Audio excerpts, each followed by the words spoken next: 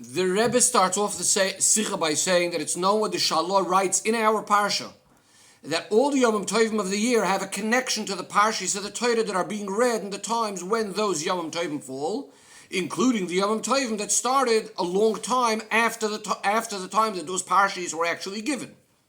Says the Rebbe, so it's understood in regards to the Yom Tov of Yutas Kislev that this year, and in fact most years, falls in the week of Parshas Vayeshev, that surely the idea, the content of the Yom Tov is connected and hinted in Parshas Vayeshev.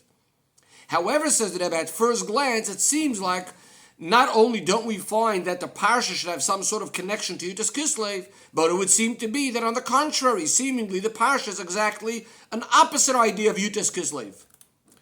Because Yutas Kislev is the day that the Alter Rebbe was given his freedom, is the day of the Geula of Toras Achsidus as it's known and famous. On the other hand, the Parsha is discussing about the whole reason, the things that brought the Yidden down to Mitzrayim, starting from the fact that Yaakov Avinu sends Yosef, as the Pasuk says, Me'emek Chevron, and all of the later things that happen up until Yosef being sold and being brought down to Mitzrayim, which ultimately leads to Yaakov Avinu being led down to Mitzrayim. And as the Medrash actually puts it, the Medrash gives the following mashal. The Medrash gives a mashal of a cow that was being pulled to the slaughterhouse, and it wasn't going, it wasn't being drawn, it wasn't being pulled. So what was done? Its child was put in front of it, and it's following its child against its will, so to speak, even not for its own benefit. It doesn't want to. It's going to be slaughtered. And in a similar way, says the Medrash, Yaakov Avinu really should have been coming down to Mitzrayim even in chains, but Hashem said that B'ni b'chayri, it's my child, my firstborn child, I'm going to bring him down in a disgraceful way. But rather, I'm going to bring his child, his son, in front of him, meaning Yosef, and then automatically he will end up following as well, even though not necessarily is the best thing.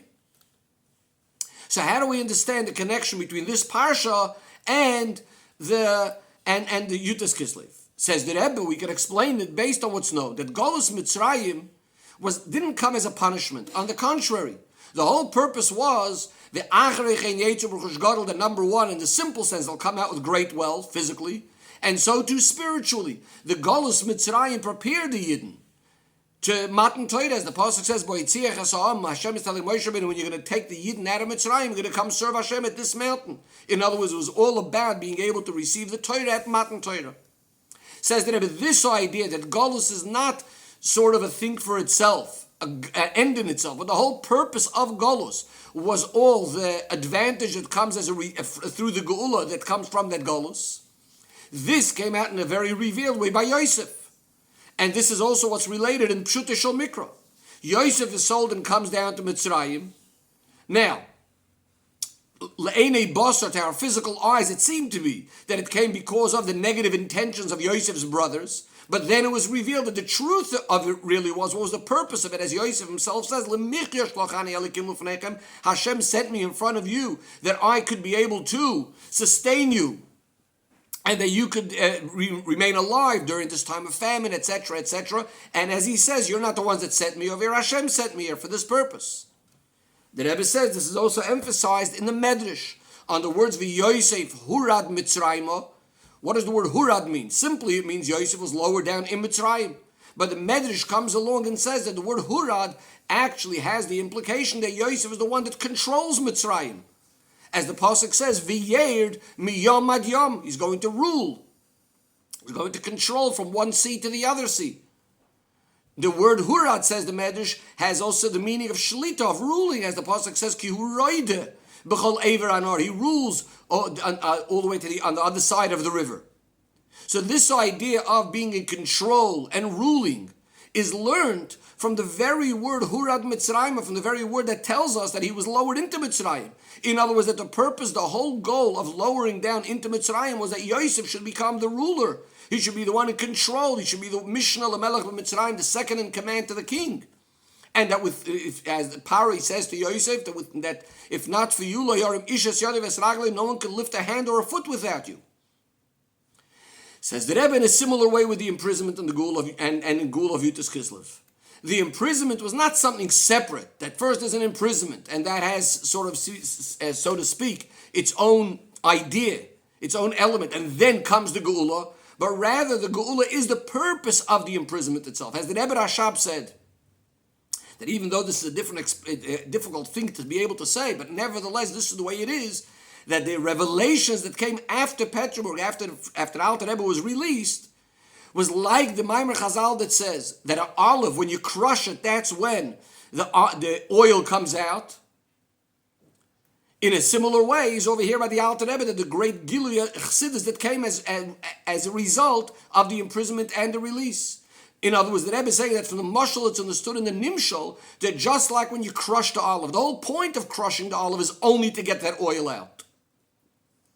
As the Rebbe Rashab continues there and says, that so too, as a result of all of these kitrugim, all of these negative things, the prosecutions that were in Petrograd, but nevertheless, that brought out the Pnimius. And the whole kavanah, the whole purpose was in bringing out the Pnimius specifically. And as it's known, says the Rebbe, that after Yutas Kislev, that's the main time when it started, the real inyan of Yofutzum and Esech Chutz of spreading the well springs to the outside, bringing down Elikus in a way that it could be perceived and understood. Says the Rebbe, so too, the Chiddush of Yutas Kislev, in regards to the Umay Sa'olim and the nations of the world of Goyim, the ministers, that this imprisonment led to the fact that Hashem's name was raised and sanctified in the eyes of all of the ministers. So they all called out and said, Kimi Eis Hashem Hoisazois, this is all from Hashem. He nifloes beinenu, this is wondrous in our eyes, and they themselves are the ones that gave the freedom to the Alter Rebbe and permission to publicize Pnimiyus HaTorah Torah Chassidus. So this is the Rebbe's initial explanation of how the story of Yosef fits with Yutas Kislev. But the Rebbe says, nevertheless, it's still not completely smooth, not so simple. Because at the end of the day, in Parshas Vayeshev at least, what's mainly being spoken about in an open way is about Yosef being lowered down, descending into Mitzrayim, and he ends up even in jail. And all the benefit and the good that comes out of it as a result of Yosef going down into Mitzrayim is only revealed and told to us later in the later Parshas of the Torah, not like the idea of the Geula, which actually happens practically on Yutas Kislev itself. So therefore, says the Rebbe, we must say that somehow in our Parsha as well, there must be an inyan, an idea of Geula. In order to understand this, says the Rebbe, we're first going to look a little bit more into the above-mentioned Medrash. From the fact that the Razal say that the idea that that Yosef was a ruler is hinted in the word V'Yosef Hurad Mitzrayim itself, Hurad meaning a ruler, as the Medrash says, that this is what the Pasuk says, V'Yered miyom ad yom V'Yered, this meaning of ruling. It's understood, says the Rebbe, that Yosef descent into Mitzrayim is not only something that eventually led him to rule Mitzrayim, to become the Mishnah Lamelech, and then that's when he actually becomes their ruler, and he controls them, but rather that this itself was the purpose, the goal, and the whole idea of Hurad Mitzrayim, of lowering himself down into Mitzrayim. Furthermore, says the Rebbe, both ideas are expressed in the very same word. That Hurad means the idea of Yerida, the idea of a descent. And Hurad also has the meaning of ruling and of controlling. So in other words, what we're saying is at the very moment that there is this Yerida, there's the descent. At the very moment, there's also this idea of controlling and ruling. Even though seemingly they're two opposite things. The Rebbe says another thing we need to understand. In the Medrash there, it brings another pshat on V'Yosef Hurad Mitzrayim. That Hurad means that, so to speak, he took down the Shechina to Mitzrayim with him. Hoyrid. He brought down the Shechina with him. And how do we know that the Shechina came down with him? As the Pasuk says, Vayehi Hashem es Yosef, that Hashem was with Yosef. Says the Rebbe, since as we know that all the Pirushim, all the explanations on one word, all of a connection to each other, we have to say that this Pirush is also connected with the previous Pirush that the Medrash brings, that the idea of Hurad is that Yosef becomes the one to control Mitzrayim. Says the Rebbe, the explanation is as follows. In Geula, in redemption, in Pediyah, in being able to redeem, coming out of Golos, generally there can be three ways. One is when it comes in a way of a battle, a struggle, a war, that we need to fight the opposition and overcome him and win over him. This Geula, this sort of Pediyah is not a complete one, because one needs to use all of his weapons, or at least the things that are similar to weapons, all sorts of tactics of war, or as the Pasuk says, Dam l'roiv shafachto, that he end up spilling lots of blood, and there is krav. Krav, which means a battle, but it also means that they're very close to each other. In other words, like hand-to-hand battle and combat. Or to use the terminology of Chassidus, you need to get down and go down into the levushim, into the garments of the one you're trying to deal with and be mavar. You have to engage with him. In order to be able to fight with him, it causes some sort of yerida, some sort of lowering down of the one that's trying to achieve this. As the pasuk says, "Kol malbushai olti," I soiled, I stained all of my garments. And therefore, says the Rebbe, even after the victory, even after the geula, it's still not a complete geula. There is still some element of this dirt, of this filth left. A second way, says the Rebbe, a higher way in geula is what we call Padav V'Shalom, the redemption in peace. In other words, you're in a state of geula or padiyah because your strength is to such an extent that the enemy is scared off by it. As the pasuk says, "Nivhalu alufei edim," all the chiefs of Edom are all scared. Tipal aleim mosva facha, their fear, your fear falls on them. In other words, you're standing completely beyond the opponent, and obviously there's no kiruv, there's no closeness, there's no engaging, there's no battle. The Rebbe says in Avodas Hashem, what this would be, Chassidus often explains this is the idea of the method of learning Torah, which doesn't really get involved with the world. It's not dealing in a nitty-gritty way, engaging with the world. As the pasuk says, Hashem says, my words are like fire, which the Gemara learns to be that just like fire is not makabel tuma, Torah does not. The words of Torah are not makabel tuma. But says the Rebbe, even in this second way, this way of pediyah, the second way of redemption, the opponent, the opposition, in this case, like we brought the pasuk before, the alufei Edom, those chiefs of Edom, are still standing strong. In other words, they were not nullified. And therefore it's possible that at some point it could be, as the pasuk says, that one nation could become stronger than the other. When one gets up, the other one falls down. In other words, what the Rebbe is saying is even the person himself is standing in a state of geula perfectly, but it's only that as far as this person is concerned, there's no opposition. The opposition is completely scared off. In other words, there's no room for the galus. But in the space of galus, in the space of that opposition, the geula wasn't achieved. That wasn't transformed. And therefore, the Rebbe says there's one more way. The highest way, the third way, is as even though that on the one hand, yes, you are descending into the space of the Menagid, into his country, into his space, to the extent that you're clothing yourself, engaging and getting involved in the galus. And nevertheless, it's not only in a way that the galus is not causing one to become soiled and stained. Not only isn't it causing a descent, a real descent, but on the contrary, the galus itself is transformed into geula. And then that's the real absolute geula perfectly, which doesn't leave any room for opposition and galus. Says the Rebbe, this is the idea of Padav V'Shalom Nafshi, and we say mikrovli. What does mikrovli mean? On the one hand, mikrovli means that there is a state of battle, a state of war. In other words, you got involved with the galus.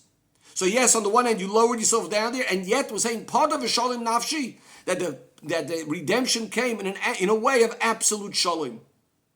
What does that mean? Because this final level, this third level, this highest level of padiyah is coming from such a level where it's as if the whole concept of galus, the whole definition of galus doesn't really have it doesn't really apply. That's as if it doesn't exist. And therefore, it can accomplish that even within the galus itself, they can become out of the galus an inyan of geula. In other words, the person is standing at such a high level that he has the ability to, again, just to summarize, because he's coming from such a high place, he has the ability to lower himself down even into the galus and to transform the galus. Or as the Rebbe points out in the footnote over here in 44, the famous concept that the geula itself is made up from goyla with that extra aleph, transforming the galus into geula. Says the Rebbe, these three ideas in geula fit with the three types of avodah of the shvatim, the avos, and Yosef. So the Rebbe says, the shvatim were shepherds of sheep. They were secluded, they were by themselves in the field, separated from the world, so that the world shouldn't bother them, shouldn't separate them, shouldn't disturb them from their dveikus, from their connection to Hashem. But Pnimi Yisrael, to explain this more in the language of Chassidus, the darga of the shvatim is called the lower level of Merkava, of a vehicle and a chariot to Hashem. But as far as this level is concerned, the world still is taking up some sort of space. The world matters to a certain degree. And therefore, if they would descend into the world and get involved with the world, they wouldn't be able to remain in their level of connection to Elikus, to godliness, in a way of a Merkava. So this is step number one. Step number two is the level of the Avos, which are called Merkavta Ilah, the higher form of a Merkava. And that is that they could be in the world, but even as they're in the world, they're not behislapshus, they're not really engaging, they're not clothed, they're not involved with the world. And therefore the matters of the world don't disturb them, doesn't distract from their dveikus, from their connection to Hashem. But finally, the highest level is the level of the Avodah of Yosef. On the one hand, he's very much engaging with the world. He's very much involved in clothing himself in the world. Because as he's in Mitzrayim, he's very, very preoccupied, completely absorbed with all the things of Mitzrayim, seemingly. And of course, when he becomes the king over Mitzrayim, and as the Pasuk says, that Pari says to him that by your mouth all of Mitzrayim will be sustained, nourished, and only my throne will be higher than you, and without you no one will lift a hand and a leg, as we said before. Especially that he's the one that's feeding all the people that come from the rest of the world. He has to feed them, he has to deal with all of them. So that's when he becomes a Mishnah Lamelech. So too earlier on, from when he comes down into Mitzrayim, he's first a slave by Potiphar, Sarah Tabachim, and he's involved with all the matters of Potiphar. Then afterwards he's imprisoned in jail, and the prison warden gives to Yosef all the other prisoners. He needs to take care of them. Everything that they are doing is based on his management. And yet all of these involvements that he didn't distract him in one way, didn't disturb him in one way from his dveikus to Hashem. Even as he was involved with them, he's mamash on the highest level of Merkava to Hashem. Because by him was shining such a tremendous godly light that's completely beyond the world, that as far as this oil is concerned, you can't even say that the world doesn't take up any space. And therefore, this way of avodah, it could be that he's on the one hand engaging with the world, and yet it completely does not disturb and distract from his dveikus. In fact, the dveikus of Elikus that's being sensed and felt is even in the matters of the world in which he's getting involved, so that the world itself feels the Elikus that's higher than the world. And as we actually find is by Yosef himself, that as he is a slave by Potiphar, his master, Potiphar sees ki Hashem, that Hashem is with him. And whatever he's doing, Hashem is giving him success. In other words, in the very space where Potiphar on the one hand is his master, and yet that same master sees Hashem, sees that Hashem is with him. Similarly, afterwards, when he's a prisoner in jail, Vayhi Hashem es Yosef, Hashem is with Yosef, and he gives him kindness, and he puts his favor in the eye of the chief of the prison warden. In other words, even the Sar Beis HaSoyer, where Yosef is a prisoner, recognizes Hashem. Says the Rebbe, now we could go back to understand what the Medrash says on the word V'Yosef Hored Mitzrayim, Hurad Mitzrayim. That on the one hand, the Medrash is telling us that he was the one ruling over them. It says V'Yered Miyom Ad Yom. And at the same time, we're saying this is also connected to the idea of Hurad, that he brings the Shechina with him. He brought down the Shechina with him. Because since V'Yosef Hurad Mitzrayim, Yosef was lowered down in Mitzrayim in the literal sense, and so too Baruchnius. He had this Yerida, he was involved, engaged with Mitzrayim, he clothed himself in Mitzrayim, and as he was there in his descent, and yet he remained in his purest godly essence, he brings the Shechina with him. As a result of that itself, then it's through this Yerida itself that it achieves that he becomes the ruler of Mitzrayim, he becomes a controller over Mitzrayim. Because when Yosef comes to Mitzrayim, this itself transforms Mitzrayim to the extent that even within the space of Mitzrayim itself, Elikus is sensed, Elikus is felt. And this was achieved immediately, as soon as he comes down. As said before, Vayara Adoin of his master sees that Hashem is with him, and therefore appoints him over his whole household, and everything that he has, he gave in his hands. And so too later when he's in jail. Torah Shabbat Peh is revealing to us that the Yosef Hurad Mitzrayim, the Yosef's descent in Mitzrayim itself, really means that he's becoming the one to control Mitzrayim, as the pasuk says, V'Yered Miyom. Says the Rebbe. Similarly, we also find by the imprisonment and the Gula of the Alter Rebbe. The Alter Rebbe was in prison. On the one hand, he was Bislapshus. Again, he was involved in the Golus itself. Seemingly, he's very much in the Golus. He didn't sweeten all of these negative things by just moving his hand over his forehead, over his face, and just nullifying them. He didn't make that the whole Tainus of it, the place where he's being interrogated in prison, should just burn down. In other words, he's allowing himself, on the one hand, he's very much involved in the Golus in the prison. And the way they things worked with him was, the way they dealt with him was, they investigated him, they interrogated him with many questions about the foundations of Torah and mitzvahs, to which he answered with lengthy explanations in a way that even their megushimdik, their lowly, coarse minds of those interrogators should be able to understand it. So that's on the one hand, he's very much involved with them. But on the other hand, the Alter Rebbe was completely not forced into this whole situation. As told over by the Frierdiker Rebbe, that the whole idea of the imprisonment was completely with the consent of the Alter Rebbe. The Alter Rebbe would have not agreed, they wouldn't be able to catch him and imprison him. And the proof for this is the journey to Petrograd itself. On Friday, the well-known story, that black carriage that was taking him stopped, and it didn't help the fact that they harnessed 4 horses to it, try to schlep the wagon, because the Alter Rebbe didn't want to go at that time. In other words, the whole idea of the imprisonment was similar to getting involved with something, in other words, letting himself into the prison willingly, because he didn't want to use that which is higher than Teva, but he did allow himself into it willingly. And it's known, says the Rebbe, that when you put yourself into a situation, when you limit yourself in a certain situation, but if it's by your own will, by your own choice, then it's not a real limitation. In other words, a real limitation, a real imprisonment is only when it's coming from the outside by force.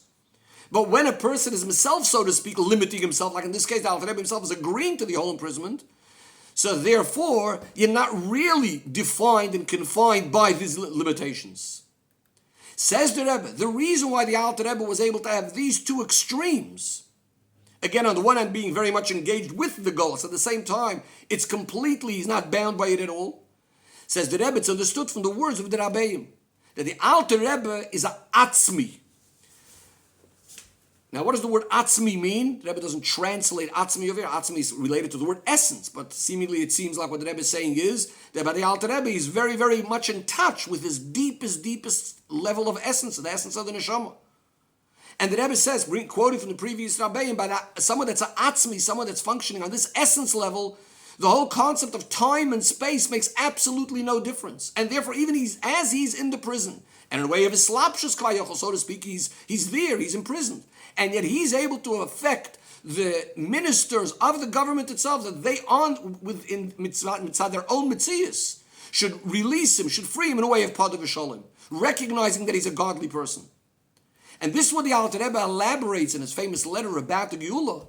The Alter Rebbe says, Hifli Hashem did such wondrous and great things Ba'aretz, that is Hashem's holy name was raised and sanctified, especially in the eyes of all the ministers and all the nations that are all the countries of the king, that even they're so surprised and they were wondering, and they all announced that this is all coming from Hashem, He niflos beineinu, wondrous in our eyes. In other words, even being under their domain, under their rulership, and to the extent that the king himself saw that this is a chacham gadol, a very wise person, a godly person, and this is something that they themselves recognized, that me'es Hashem hoysa zois, that this is all coming from Hashem. This exactly is what's expressing this great chiddush of the Geula of Yutas Kislev. Similar to Vayeshev, that the Hurad itself, the fact itself that he was lowered down, and yet that the itself was the Vayerd, that he becomes the one that controls Mitzrayim. Says the Rebbe, we know that every single thing comes out and is revealed through Torah. Torah is called Torah, the Torah that illuminates. Torah is light. In a similar way, says the Rebbe, in our case, the Chiddush of the Meiser and the Geula of the Alter Rebbe is connected with the Chiddush of the Alter Rebbe in his Torah. More specifically, says the Rebbe, in Sefer HaTanya, which, as it's known, that the Geula of Yutas Kislev came in the schus of the 2 years of chayus, of vitality, of energy in Torah and Avodah, that the Tanya gave and added amongst the Chassidim. And that's what the Alter Rebbe actually very much wanted, that the Tanya should be printed before Yutas Kislev. That's going back to Yutas Kislev 2 years earlier. And the explanation is that in the Sefer Tanya Kadisha, as it's set up in front of us, Shar HaYichud ve'Amunah comes as part number 2. But it's known, as told over by the Chassidim, that the Alter Rebbe initially had a thought to put Shar HaYichud ve'Amunah as the first part. And this is also why we find that in the section called Chinuch Katan, which is the introduction to Shari Hayuchad Ve'amunah, we find a few times, 2-3 times, the expression K'moishe Yizboyer, as will be explained in the future, even though it's being referred to as things that were already explained in part 1 of Tanya. But it's being said K'moishe Yizboyer because it was originally going to be, this was going to be part 1 of Tanya. Furthermore, says the Rebbe, since the Alter Rebbe left this expression K'moishe Yizboyer, he didn't change it, that K'moishe Nizboyer, as was explained, that tells us that even after the Alter Rebbe decided that the Shari Yichud Ve'amunah should come after the first part, he still is sort of leaving room for this initial thought that Shari Yichud Ve'amunah really, in a certain sense, is first, and that's why it still says K'moishe Yizboyer.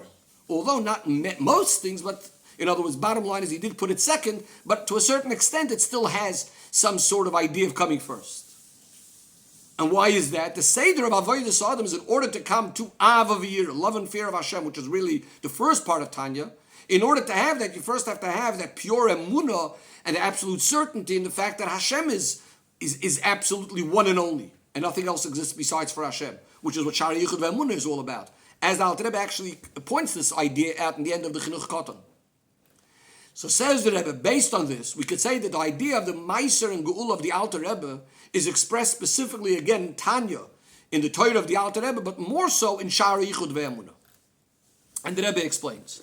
Amongst the main points that the Alter Rebbe explains and is Mechadesh in Shari Yichud Ve'amunah, so seemingly there are two general points. Number one, there's the explanation of what the Baal Shem Tov explained, on La'olam Hashem Dvarcha Nitzah B'Shamayim, that forever Hashem, your words are in the heavens. Which means that those words that you, Hashem, said, Yehi Rokiah, that the heavens should exist, those very words, those very letters, are always standing within the heavens to give them life, to keep them in existence. Because if those letters would be removed, even for a second, Chas V'Shalom, that everything would go back to its source. If those words would go back into their original source within Hashem, then all of the heavens would become absolutely nothing, as if they never existed, just like before Sheshis Mei Bereishis Mamash. Which that tells us how in truth all of creation and is really like absolutely nothing compared to and in view of the power of Hashem that's within it, that's creating it every single second from nothing into something. So that's one general point that the Alter Rebbe explains. Another major issue that the Alter Rebbe explains in Shari Yichud Ve'amunah is the concept that the tzimtzum that is discussed, the concept that Hashem contracted his light, etc., in order to allow for the world to exist. So this concept of tzimtzum is not in the literal sense that Hashem removed himself, chas v'sholom, his very essence from this world, as if to say he's just supervising from above with divine providence on all the things in the heavens above and the earth below. But rather, the tzimtzum is not in the literal sense. In truth, Hashem is mamish right here. The essence of Hashem is here. Says the Rebbe, we could explain that this idea that tzimtzum is not in the literal sense is not a separate concept, but it's rather coming in continuation and very much connected to the Bir and the Chiddush of the Baal Shem Tov, as we'll explain. But first, going back to the Pirush of the Baal Shem Tov. The Chiddush and the Pirush of the Pirush of the Baal Shem Tov is not only the fact that the word of Hashem always needs to be creating every single creature, every single moment, but it's more than that. The idea being is that the very words Yehi Rokiah, Hashem's words, are clothed, are involved inside the heavens, inside each creature all the time to give it life. And so too, just like the heavens within every single creature, that the words, the letters of the Asara Ma'amoros that create these things, give them life, are clothed, are inside these very creatures. And as the Alter Rebbe elaborates, how every single nivra, every single creature has a spiritual life force, a spiritual soul. Because even things that are not mentioned in the Asara Ma'amoros, in the Torah, nevertheless, they too are getting chayes, they too are getting energy from the Asara Ma'amoros, but in a way that it comes down from one level down to the next, by these words of the Asara Ma'amoros being exchanged for different words and different letters, different combinations, gematriyos, until finally it's contracted to such an extent that it clothes itself in and to be able to create this individual specific thing. In other words, that when we say that Hashem is creating everything all the time, the pshat is not that the word of Hashem is creating this particular thing, but then this particular thing is now separated, it's removed from the Dvar Hashem, in other words, as if they're two separate things. but rather the Dvar Hashem is constantly clothed within this creature itself, in the very space, so to speak, of this Nivra, to the extent that the Chayas, the inner energy, the life force of each individual creature is that word of Hashem that's clothed inside of him. And therefore the conclusion of all of that is how in truth everything is absolutely, completely nothing and nullified to the power that's inside of it, that's creating it all the time from nothing. But based on this would seemingly follow that this bittul, this nullification that the nivra, that this creature has, is not an absolute 100% complete bittul. Because since the chaya, since this energy that's clothing itself inside these nivroim, inside these creatures, is a limited, finite vitality, according to this particular creature, so it would then come out that this chayis itself is, so to speak, leaving room as far as the chayis itself is concerned. It's acknowledging, so to speak, that this creature exists. It's being limited according to the needs of this creature. And therefore, the bittul that comes as a result of this chayis is also not an absolute bittul. The chayis itself, so to speak, is saying that this thing exists. However, according to what the Alter Rebbe continues, and it then goes ahead and explains the concept that tzimtzum, that the contraction is not in the literal sense, chas v'shalom, that means that even within this space, within this level that the godly energy clothes itself and contracts itself into these creatures, in truth, leis hasar ponim minei, there's no place that's empty of Hashem. And that the very essence of Hashem fills the whole world in time and in space. Based on this, we now have two extremes. On the one hand, every single creature has the spiritual energy and soul inside of it that comes as a result of a tzimtzum, of a contraction, of the word of Hashem clothing itself inside this individual creature. And at the very same time, we say every single individual creature is connected with the very essence of Hashem, because within this space itself of this creature is found the very essence of Hashem. And since the essence of Hashem is obviously completely not bound by and defined by and limited by in any way to the world, so as a result of that, what's felt, what's sensed is that the very mitzias, the very existence of the world itself is in truth alikus. Whereas the famous expression that the yesh hanivra, the very created being, is in truth the yesh ha'amiti, the true existence. Or the idea of einoid mluvadi, that in truth there's nothing besides for the reality of the essence of Hashem. The Rebbe says, we know that all in Yonim of Torah are a lesson in the avoid of each and every one of us. Especially things that happen in a public way.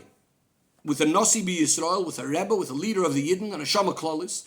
Especially that we know that the whole idea of the imprisonment was connected with the Mesiras Nefesh that the Alter Rebbe had for Torah Sachsidis for all of Klal Yisrael, for each and every Yid. So says the Rebbe, via Shlomo, we could say that through this the Alter Rebbe opened up this channel of Mesiras Nefesh to be able to have Mesiras Nefesh for Avodas Hashem in Torah Sachsidus. So what's the point of it? What's this lesson that we have? The avoid of every single Yid, even as he's found in the darkness of Golus, needs to be to illuminate the darkness of the Golus through his avodah in Ner Mitzvah V'Torah, especially in the time of Ikus of the Mashiach. And in order to illuminate such a double darkness, we need to have a much greater and higher oir, a much greater and higher light. All the way, not only a oir, but more, the luminary of Torah, the Pnimiyas HaTorah, which was revealed in these days through Torah Sachsidus. As a result of the great darkness in the world, there could be such difficulties and challenges in Avodah where a Yid might feel that not only are Yidden generally, Atam Ma'at, you are the smallest from amongst the nations, but even amongst Yidden itself, one could sometimes feel that there's only such a minority that's involved in the avodah of spreading Yiddishkeit, Ner Mitzvah V'Torah, especially spreading Chassidus. And therefore a person can make a calculation by himself that maybe he should wait